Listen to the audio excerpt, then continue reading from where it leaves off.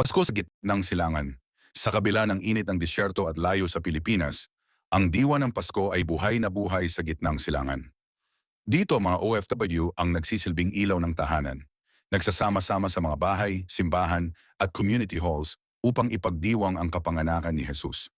Kahit limitado ang selebrasyon, dala pa rin ang masasayang awitin, palamuti at handaan. Nagdadala ng lutong bahay na ulam, palitaw, pansit at syempre hamon kung kaya.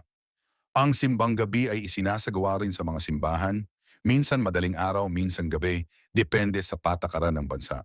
Ngunit iisa ang layunin, magpasalamat at magdasal para sa pamilya sa Pilipinas.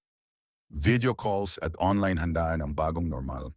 Habang ang iba ay nasa trabaho pa rin sa araw ng Pasko, bitbit nila ang sakripisyo alang-alang sa kinabukasan ng mahal sa buhay.